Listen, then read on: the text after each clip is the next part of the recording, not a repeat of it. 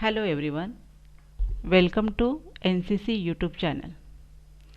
आज आपण जो टॉपिक करत आहोत तो FY BComचा सेमिस्टर फर्स्टमधला फायनान्शियल अकाउंटिंग ह्या सब्जेक्टशी रिलेटेड. आपला आजचा पहिला टॉपिक आहे basic accounting concepts and conventions.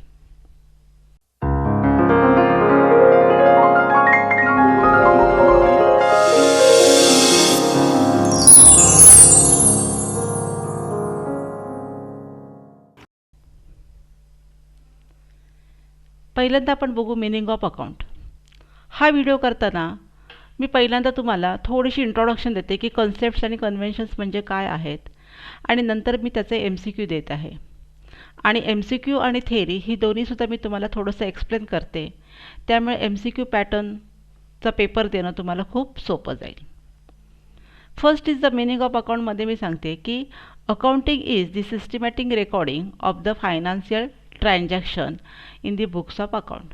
Recording करणं, फायनान्शियल स्टेटमेंट करणं ही सगळी कामं आपण अकाउंटिंगमध्ये करतो. Next, accounting concepts. आजच्या व्हिडिओमध्ये आपण 10 अकाउंटिंग कन्सेप्ट्स बघत आहोत ज्या FY BComच्या अभ्यासाशी रिलेटेड आहे. त्यातली पहिली कन्सेप्ट आहे बिझनेस एंटिटी कन्सेप्ट आणि याचा मीनिंग असा आहे, for accounting purpose the business treated as a separate entity from the proprietor. याचा अर्थ असा असतो की व्यवसाय करणारी व्यक्ती आणि व्यवसाय हे दोन्हीसुद्धा सेपरेट आहेत. ह्या कन्सेप्ट्सवरती बिझनेस चालतो आणि अशा बऱ्याचशा कन्सेप्ट्स ह्या ठिकाणी मांडल्या जातात ज्या अकाउंटिंग करताना आपल्याला उपयोगी पडतात. दुसरी कन्सेप्ट आहे डुअल आस्पेक्ट कन्सेप्ट. याचा मीनिंग असा असतो, this concept assume that every transactions has a dual effect. Dual effects म्हणजे इट एफेक्ट्स टू अकाउंट्स. ह्याचा परिणाम दोन अकाउंटवर होतो. जसं मी म्हटलं की सॅलरी पेड बाय कॅश, तर एक अकाउंट तयार होतं सॅलरी, दुसरं अकाउंट होतं कॅश आणि दोन्ही अकाउंटवर इफेक्ट होतं. सॅलरी डेबिटला येते तर कॅश क्रेडिटला जातो. तिसरी कन्सेप्ट आहे going concern concept. It is assume that the business concern will continue for a long period of time. व्यवसाय ज्यावेळी आपण चालू करतो त्यावेळेस व्यवसाय हा कंटिन्यू सुरू राहणार आहे अनेक वर्ष. तो कधी बंद पडणार आहे हे आपण ह्या दृष्टिकोनातून चालू करत नाही, म्हणून त्याला आपण म्हणतो गोईंग कन्सर्न कन्सेप्ट. आपली पुढची कन्सेप्ट आहे fourth, money measurement concept. In accounting, every events or transaction which is expressed in terms of money are recorded in the books of account. ह्याचा अर्थ असा असतो की ज्या काय अकाउंटिंगमध्ये ज्या काही इव्हेंट्स किंवा ज्या काय ट्रान्झॅक्शन्स आपण म्हणतो ह्या सगळ्या टर्म्स ऑफ मनी म्हणजे विच इज रिलेटेड टू मनी असतात. फॉर एक्झाम्पल, सॅलरी पेड केली, पैसे दिले. गुड्स परचेस केला, पैसे दिले. गुड्स सोल्ड केला, पैसे आले. पण एखादा पार्टनर एक्सपायर झाला किंवा एखाद्या कामगाराला आपण थोडंसं त्याचं कौतुक केलं की ज्याचं पैशामध्ये मूल्य नाही आहे, त्या ट्रान्झॅक्शन या ठिकाणी विचारात घेतल्या जात नाही. Next concept is cost concept आणि त्याचा मीनिंग आहे, this concept does not recognise the realisable value, the replacement value or the real worth of an asset. Cost कन्सेप्टचा मीनिंग असा आहे की या ठिकाणी आपण ओरिजिनल कॉस्टचा विचार केला जातो. कारण बघा ह्याच्यामध्ये सांगितलं की रिप्लेसमेंट व्हॅल्यू किंवा ह्याच्यामध्ये रिअल वर्थ जी योग्य किंमत आहे तीच आपण लिहितो. फॉर एक्झाम्पल मी तुम्हाला सांगते की 1 लाखची मशिनरी आपण परचेस केली तर 1 लाखचीच व्हॅल्यू आपण त्या ठिकाणी अकाउंटिंगमध्ये लिहितो. पण जर मार्केट प्राईस 90,000 झाली तर 90,000 त्या ठिकाणी आपण लिहित नाही आहे, म्हणून त्याला आपण म्हणतो कॉस्ट कन्सेप्ट.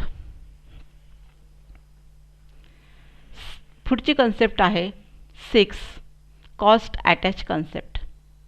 ह्याचा मिनिंग असा आहे the various cost which is related to produce the goods are attached with cost of goods. Various cost to produce the goods meaning काय होतो की ज्यावेळेस आपण एखादी वस्तू प्रोडक्शन्स करतो तर रॉ मटेरियलचा कॉस्ट लागतो, वेजेसचा कॉस्ट लागतो किंवा ओव्हरहेड लागतात. हे सगळे कॉस्ट एकत्र विचारात घेतले जातात म्हणून त्याला आपण कॉस्ट अटॅच कन्सेप्ट म्हणतो. 7 आहे अकाउंटिंग पिरियड कन्सेप्ट. याचा मिनिंग असा होतो an accounting period is the interval of time at the end of which the financial statement are prepared to know the progress of the business. Accounting period means काय ते interval of time. आपण व्यवसाय करताना अनेक वर्ष व्यवसाय करतो पण एक कुठचा तरी असा पिरियड असतो की त्या पिरियडला आपल्याला स्टॉप करायचं आहे आणि आपल्या अकाउंटिंगची प्रोग्रेस बघायची आहे. आणि तो पिरियड जो आहे त्याला आपण 12 मंथचा पिरियड जनरली म्हणतो. अकाउंटिंग पिरियड हा जनरली 12 मंथचा असतो. जर तुम्हाला कंपॅरिझन करायचं असेल एका अकाउंटिंग इयरशी दुसऱ्या अकाउंटिंग इयरशी तर तुम्ही 3 महिने 6 महिन्याचं पण अकाउंटिंग पिरियड करू शकता, शॉर्ट पिरियड. आणि तुम्ही कंपेअर करू शकता की इथे प्रॉफिट आपला वाढतो का, सेल वाढलं आहे का, आपण कॉस्टवरती कंट्रोल करू शकतो का, हे सगळं आपण त्या ठिकाणी कंपॅरिझनसाठी पिरियड घेऊ शकतो. नेक्स्ट आहे accrual concept. Accrual concept means काय? Under accrual method the revenues and expenses relating to that particular accounting period only are considered. Accrual means व्यवसाय करताना काही इन्कम आपल्याला मिळायचे असतात कारण बरेचसे ट्रान्झॅक्शन हे ऑन क्रेडिट चालतात. मग आपल्याला पैसे मिळणार आहेत म्हणजे सन्डी डेटर्स किंवा वेजेस आपण पेड केलेले आहेत पण काही वेजेस ह्या वर्षाचे आपण पेड केले नाही आहेत म्हणजे आउटस्टँडिंग एक्सपेन्सेस, आउटस्टँडिंग इन्कम किंवा प्रीपेड एक्सपेन्सेस, प्रीपेड इन्कम. तर ह्या संदर्भामध्ये ही कन्सेप्ट आहे. तर ते त्या आउटस्टँडिंग किंवा प्रीपेड ज्या काही गोष्टी असतात त्या आपण ॲटलिस्ट त्या एक्सपेन्सेसमध्ये करत असतो. Our next concept is periodic matching of cost and revenue concept. ह्या कन्सेप्टचा मिनिंग असा आहे to ascertain profit made during a period it is necessary to match revenue of the period with the expenses of that period. Periodic matching of cost and revenue concept मध्ये income जर असेल, revenue जर असेल तरच आपण expenses करतो आणि दोन्ही एकमेकांशी मॅच व्हावे लागतात अशी ती कन्सेप्ट आहे. आणि आपली शेवटची कन्सेप्ट आहे 10th रिअलायझेशन कन्सेप्ट. आणि याचा मिनिंग असा आहे according to this concept profits should be accounted for only when it is actually realise. जसं आपण म्हणतो की सेल झालं तर आपल्याला कॅश रिसीव्ड होते आणि मग रिअलायझेशन म्हणजे काय, जे इन्कम आपल्याला मिळालेलं आहे, जे मिळतं तर ते आपण अकाउंटिंगमध्ये रेकॉर्ड करतो आणि याला आपण म्हणतो रिअलायझेशन कॉन्सेप्ट. अकाउंटिंग कन्सेप्ट झाल्यानंतर आपला पुढचा जो सिलेबस आहे तो आहे अकाउंटिंग कन्व्हेन्शन्स. अकाउंटिंग कन्व्हेन्शन ह्या ज्या काय आहेत ह्या एक त्यांना आपण एक कस्टम्स म्हणतो, एथिक्स म्हणतो की त्या कशा असाव्यात. First is convention of full disclosure. Convention of full डिस्क्लोजरचा मिनिंग असा आहे तो अगोदर बघूया आपण. This convention requires that accounting statement should be honestly prepared. अकाउंटिंगमध्ये ज्या ज्या काही ट्रान्झॅक्शन्स करतो त्या तुम्ही प्रामाणिकपणे दाखवा, चुकीचे दाखवू नका, योग्य दाखवा, हा ह्याचा अर्थ आहे. दुसरी जी कन्व्हेन्शन्स आहे ती आहे convention of consistency. Consistency means काय, अगोदर आपण त्याचा मीनिंग बघूया. This convention explains that practices and methods of accounting remain unchanged from one period to another period. Methods of accounting हा वर्ड्स खूप महत्त्वाचा आहे. ज्या काय अकाउंटिंगच्या मेथड्स आपण यूज करतो दरवर्षी, तर त्या तुम्ही चेंज करू नका. याच्यामध्ये खूप छान उदाहरण म्हणजे depreciation.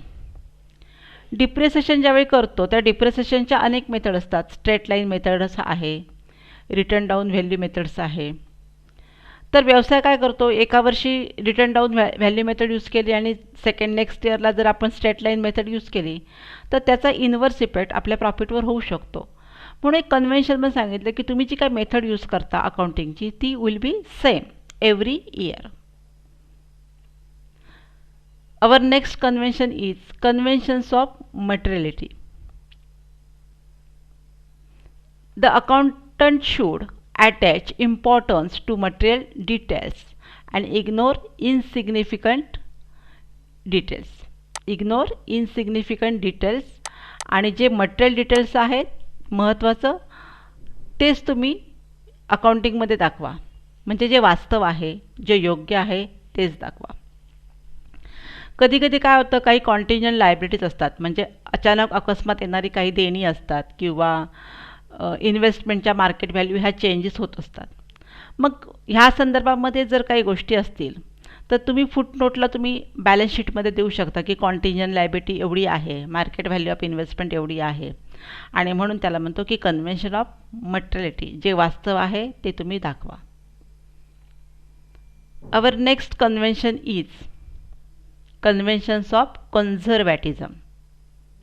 Means all the anticipated losses and expenses should be taken into account in advance, but all the anticipated income should not be recorded. Anticipated losses and expenses should be taken into account. ह्याचा असा अर्थ होतो की जे possible expenses आहेत तेच तुम्ही show करा. जनरली काय होतं की काही रिझर्व असतात किंवा डेप्रिसिएशनची प्रोव्हिजन्स असते आणि मग तुम्ही एक्सेस रिझर्व शो करता, डेप्रिसिएशन मोठ्या प्रमाणामध्ये दाखवता आणि त्याचा इन्व्हर्स इफेक्ट प्रॉफिटवर होतो. म्हणजे प्रॉफिट तुमचा कमी होतो किंवा तुमचा लॉस असेल तर लॉस जास्त दिसतो आणि बॅलन्स शीट पण तुमची योग्य दिसत नाही आहे, बॅलन्स शीटचा पण व्हॅल्युएशन योग्य होत नाही. म्हणून कन्झर्वेटिझमचा मिनिंग असा असतो की जे काही लॉसेस एक्सपेन्सेस आहेत अपेक्षित, जे रिलेटेड आहेत तेच तुम्ही दाखवा. जास्त डेप्रिसिएशन, जास्त रिझर्व दाखवू नका. तर अशा आपल्या 4 कन्व्हेन्शन्स होत्या. First is conventions of full disclosure, second is convention of consistency, third one is convention of materiality and fourth is convention of conservatism. मी तुम्हाला एक शॉर्टमध्ये एक्सप्लेन करण्याचा प्रयत्न केलेला आहे ज्याच्यामुळे तुम्हाला MCQ छान कळतील. आता आपण MCQ बघूया. Our first MCQ is accounting concepts are useful to all. Accounting concepts कोणाकोणाला उपयोगी पडतात किंवा कुठच्या व्यवसायांना उपयोगी पडतात, तर आपण ऑप्शन्स बघू. Our option is first is A, small scale industries, B is a partnership firm, C is a sole traders and D is the all of the above. आणि ह्याचा आन्सर आहे की ह्या अकाउंटिंगच्या कन्सेप्ट आहेत त्या आपल्याला सर्व प्रकारच्या व्यवसायांना लागू पडतात. म्हणून answer is all of the above. Our second MCQ is a business entity is treated as a separate entity from the proprietor in. आणि आपले ऑप्शन्स आहेत. First is business entity concept, second dual aspect concept, third one going concern concept and D is realisation concept. ह्या MCQमध्ये काय सांगितलं की business entity जी आपली आहे ही सेपरेट एंटिटी आहे फ्रॉम द प्रोप्रायटर. आणि ह्याचंच कन्सेप्ट आपण बघितलं होतं मगाशी की बिझनेस एंटिटी कन्सेप्टमध्ये बिझनेस आणि proprietor are the different persons. So answer is business entity concept. Our next MCQ is third one. Dual effect means. Our option is affects on two accounts, affects on only one account, both of the above, none of the above. Dual effects मगाशी मी सांगितलं की दोन अकाउंट्सवर effect होतो, त्यामुळे answer काय होईल आपलं first A, affects on two accounts. Next is fourth. When goods sold by cash, first effect is receiving cash and second effect is. पहिला इफेक्ट झाला आपला कॅशवर, कारण कॅश मिळाली, आणि दुसरा इफेक्ट गुड्सवर होईल, पण तो काय होईल? First is giving goods, receiving goods, both of the above, none of the above. Goods जेव्हा आपण सोल्ड करतो तो गुड्स आपण गिविंग करतो. So answer is giving goods. Next, fifth. Accounting equations such as assets is equal to liabilities plus dash. Option is drawing, capital, bank loan, cash in hands. Accounting equation तुम्हाला माहितीच आहे सगळ्यांना की asset is equal to liabilities plus. आपण इथे काय लिहितो, तर याच्यामध्ये आन्सर येईल बी, कॅपिटल. कारण लायबिलिटीज आणि कॅपिटल हे दोन जेव्हा एकत्र होतात त्यावेळेस असेटची आपल्याला अमाऊंट मिळते. Next MCQ is business concern will continue for a long period of time in concept. व्यवसाय हा कंटिन्यू आपला राहणार आहे, आणि आपण पहिल्यांदा ऑप्शन्स बघूया. A option is business entity concept, B option is realisation concept, C option is going concern concept, and D is none of the above. मग असेच आपण कन्सेप्ट बघितला, business concern will continue for a long period, अनेक वर्षे व्यवसाय सुरू राहणार आहे, तर त्याला आपण म्हणतो ऑप्शन काय येईल C, going concern concept. Our next MCQ is in dash concept transactions which are to be recorded in terms of money. Option बघूया. First is business entity concept, second is going concern, third one money measurement, and last is the dual aspect.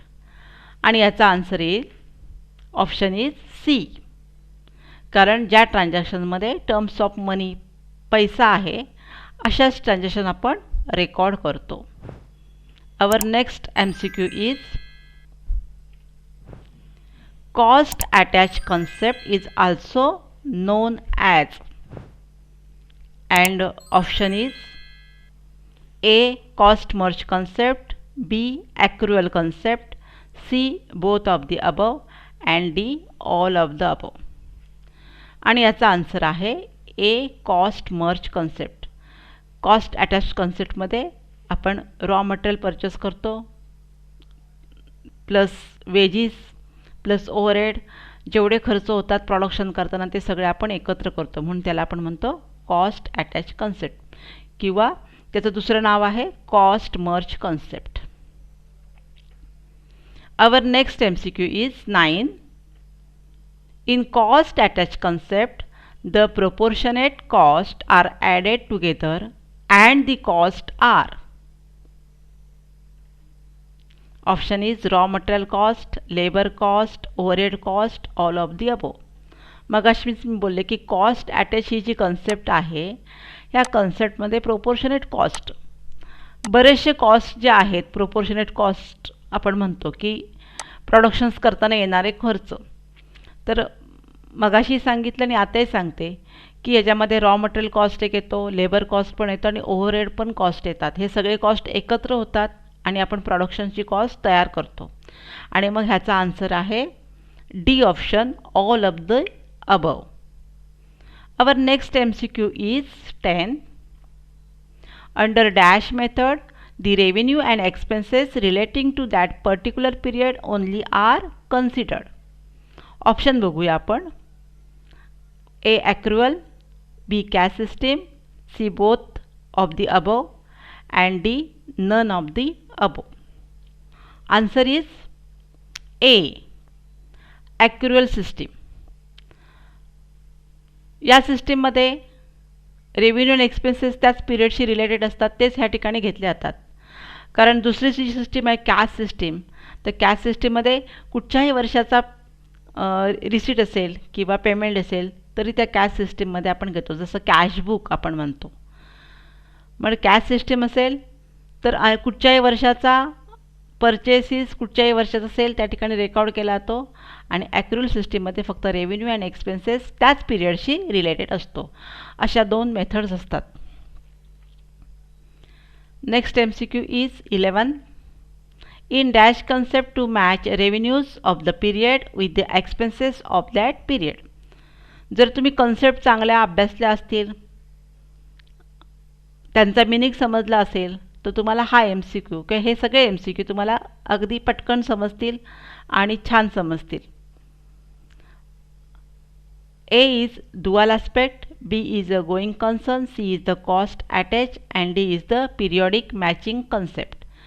आणि याचा answer आहे D, periodic matching of cost and revenue. कारण या कन्सेप्टमध्ये cost and revenue ह्या दोघांचा पण relation सांगितलेलं असतं. Next is 12th. Receivable commission is the examples of. Our option is realization concept, going concern concept, money measurement concept and none of the above. Receivable commission ज्यावेळी म्हणतो तर ते येतं, आपला ऑप्शन येतो A, रिअलायझेशन कन्सेप्ट, कारण आपल्याला ते मिळणार आहे. Our next MCQ is 13. Accounting transaction should be evidence and supported with documents such as. Options बघूया. Invoices, passbooks, vouchers, all of the above. Accounting transaction ज्या आहेत ह्या एव्हिडन्स किंवा सपोर्टेड. कशावरून आपण अकाउंटिंग करतो, आपल्याकडे प्रूफ काय आहे, तर इन्व्हॉइसेस असतील किंवा पासबुक असतील, व्हाउचर असतील, तर ह्या सगळ्यांवरून आपण अकाउंटिंग करतो आणि त्यांना आपण अकाउंटिंगच्या सपोर्टेड डॉक्युमेंट्स म्हटलं जातं. म्हणून आन्सर आहे all of the above. Our next MCQ is 14. Dash convention suggests that every financial statement should disclose all related information. Convention अशी कोणती कन्व्हेन्शन सजेस्ट करते की every financial statement should be disclose all related information. आणि आपण त्या conventions बघूया. Conventions of full disclosure, convention of consistency, conventions of conservatism आणि none of the above. आणि याचा आन्सर आहे conventions of the full disclosure. Our next MCQ is dash convention is useful to compare of one accounting period with the other accounting period. Answer is convention of full disclosure, convention of consistency, convention of conservatism and conventions of materiality. आणि याचा answer आहे option is D, convention of consistency. हा video MCQ with theoretical मी explain केलेला आहे. Accounting concepts and conventions ह्या जर तुम्ही छानपैकी समजून घेतल्या तर MCQ करणंसुद्धा तुम्हाला खूप सोपं जाईल.